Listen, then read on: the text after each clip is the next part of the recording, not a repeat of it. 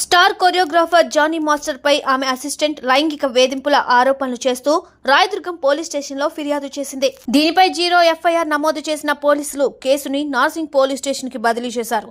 ఈ కేసులో నార్సింగ్ పోలీసులు విచారణ మొదలుపెట్టి ఫిర్యాదు చేసిన యువతి ఇంటికి వెళ్లి పూర్తి వివరాలు అడిగి తెలుసుకున్నారు. ఆమె ఫిర్యాదు ఆధారంగా జానీ మాస్టర్ పై కేసు నమోదు చేశారు. ఇక కేసులో షాకింగ్ విషయాలు బయటకు వస్తున్నట్లు కథనాలు వైరల్ అవుతున్నాయి.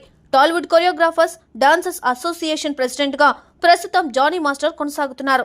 ఈ అసోసియేషన్ లో వివాదాలు నడుస్తున్నాయి. ఇంతలో సడన్ గా జానీ మాస్టర్ పై అతని అసిస్టెంట్ ఏకంగా లైంగిక వేధింపుల ఆరోపణలు చేస్తూ కేసు పెట్టింది. 5 ఏళ్ల క్రితం D12 షో సమయంలో జానీ మాస్టర్ తో తనకి పరిచయమైందని బాధిత యువతి ఫిర్యాదులో తెలిపింది. తర్వాత 2 ఏళ్లకి అతని దగ్గర అసిస్టెంట్ కొరియోగ్రాఫర్ గా జాయిన్ అయ్యాను.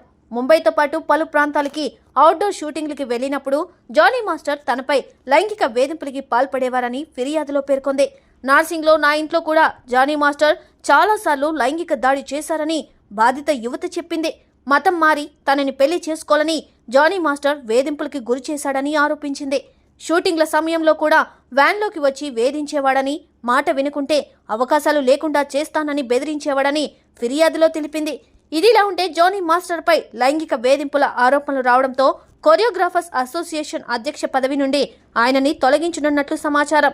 అలాగే అసోసియేషన్ నుండి కూడా సస్పెండ్ చేసే ఆలోచనలో ఉన్నారని టాక్ వినిపిస్తోంది. దీనిపై కొరియోగ్రాఫర్స్ అసోసియేషన్ సభ్యులు అందరూ మీటింగ్ పెట్టుకున్నారని తెలుస్తోంది. ఇప్పటికే జనసేన పార్టీ నుండి జానీ మాస్టర్ ని సస్పెండ్ చేస్తూ లెటర్ రిలీజ్ చేశారు. ఇప్పుడు కొరియోగ్రాఫర్స్ అసోసియేషన్ నుంచి కూడా సస్పెండ్ చేసి షాక్ ఇవ్వబోతున్నట్టు ప్రచారం జరుగుతోంది. మరి ఈ వివాదంపై జానీ మాస్టర్ ఎలా స్పందిస్తారో చూడాలి.